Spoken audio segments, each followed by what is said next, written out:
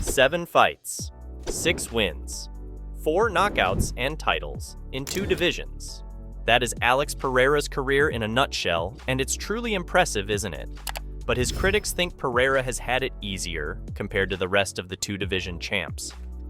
Pereira indeed got a speedy ride to a middleweight title shot because of his rivalry with Israel Adesanya, and he snagged a light heavyweight title shot because there weren't many contenders, but it's still a feat worthy of appreciation. Yet, it makes one wonder, is Alex Pereira truly as good as his UFC record suggests? Or is he a one-trick pony waiting to be exposed? For more than a decade before signing with the UFC, Alex Pereira competed in kickboxing, and most notably in Glory, where he won the middleweight and light heavyweight titles with a multitude of title defenses against Yousri Belgaroui, Simon Marcus, Jason Wilnis, and Donegi Abena. Pereira's kickboxing resume is insane, but he'd already had his shining moment years before winning the Glory belt against Israel Adesanya in a couple of non-title bouts. In their first fight, Pereira defeated Adesanya by a decision, while in the second one, he put the last stylebender on a stretcher. He knocked him out cold with a vicious left hook. That was the final fight of Adesanya's kickboxing career, as he turned his attention to MMA and joined the UFC in 2018, before virtually cleaning out the division. Adesanya defeated Robert Whittaker to win the middleweight title, and then defended his belt against the likes of Yoel Romero, Marvin Vettori, Paulo Costa, and Jared Cannonier. From 2018 to 2022, Adesanya was the best middleweight in the world by a massive margin, but then, his past came back to haunt him.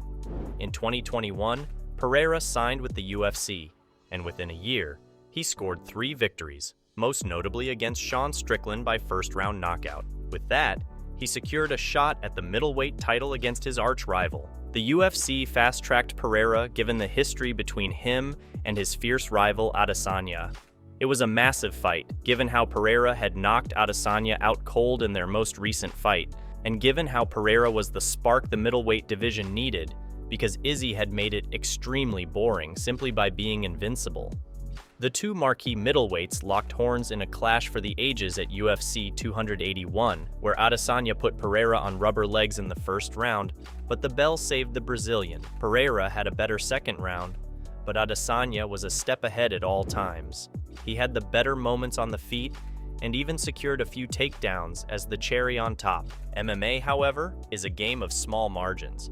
One could be winning the fight only to lose it because of a split-second moment of magic by the adversary. That is precisely what happened in the 5th round of their war.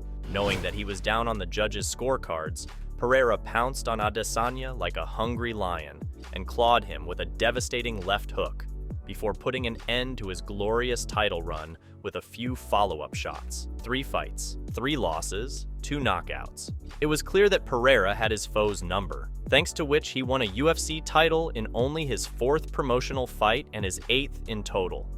It was the first time Adesanya was outdone on the feet at middleweight, and not only because of the knockout. Although Pereira was the second best on the night for the major chunk of the fight, he still matched Adesanya blow for blow. For the first time in his career at middleweight, Adesanya wasn't the bigger guy, and without the size advantage, he struggled to pick his foe apart from distance, like he usually does. That only goes on to show how good Alex Pereira is. He's a world-class kickboxer, with some of the best counter-striking in the game, and his left hook is the cherry on top. The second fight between the two was the polar opposite of the first. 6 months after taking the title from Adesanya, Pereira returned to the cage to defend it at UFC 287, where he had the better of the striking exchanging, but unfortunately ended up getting knocked out cold, with a beautifully timed counter shot from the last stylebender. MMA is a brutal sport, and anyone can get caught, but not everyone can win 2 UFC belts by taking out some of the best guys in their respective divisions. It doesn't happen by luck, and Pereira proved it after moving up to light heavyweight and making his debut against former champion Jan Blachowicz. Heading into the fight, Pereira's wrestling and BJJ were a big question mark. Did he have the ground game to neutralize a physical specimen like Jan Blachowicz, who had dominated Adesanya when he moved up to the 205 Shark Tank? It certainly was a tough fight as many expected, and Blachowicz did manage to secure a takedown, but he wasn't able to hold the Brazilian there for long. On the feet, it was close, but Pereira's technical prowess helped him secure a closely contested split decision victory. Now, one fight in a division doesn't guarantee a title shot, but in Alex Pereira's case, it made a lot of sense, especially with the most recent champ vacating his title due to injury and a former one in the shape of Jiří Procházka returning to reclaim his lost glory. And guess what? Pereira proved that he deserves to be where he is today by patiently picking Procházka apart and then knocking him out within 2 rounds. If you've watched Procházka fight, you know this man's vicious. He is the most dangerous dude in the light heavyweight division, and he has this gifted ability to reduce people to molecules with one punch. Not only did Pereira take big shots from a guy as brutally powerful as Procházka, but he also gave him a taste of his own bitter medicine and put him to sleep to win the belt. To beat a top-ranked MMA fighter is no easy feat, and beating 3 former champions and Sean Strickland, one who currently holds the belt, is a lot more special.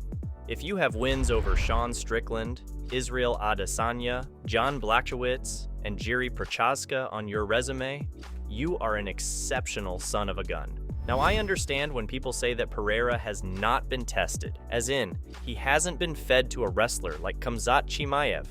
And being one of the best strikers in the world, he has it easy or perhaps slightly more comfortable against fellow strikers. But what difference does it make? Sure, Pereira has been taken down a few times in his career, but nobody has been able to hold him down, or submit him, or punch him into oblivion.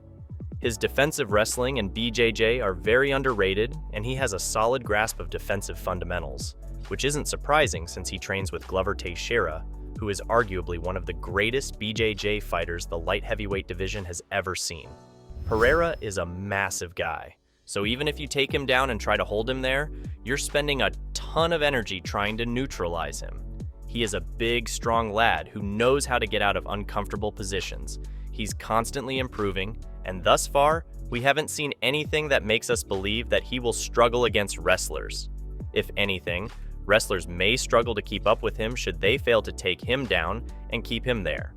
Khamzat Chimaev is certainly a different breed, and maybe he could take out Pereira and smother him with sheer aggression. But a loss to a bad stylistic matchup like that wouldn't make Pereira overrated. It would simply mean that one style overpowered the other. It wouldn't mean that Pereira's not as good as people think he is. Win or lose, the Brazilian is exceptionally good. He is brilliant. He is one of the best fighters in the world right now, and he has the skills to shut any light heavyweight's lights out. He is the best striker in a division full of strikers, and that's his competitive advantage. It will take something truly special to knock him off his perch. Is Alex Pereira overrated or underrated? Share your thoughts in the comments below.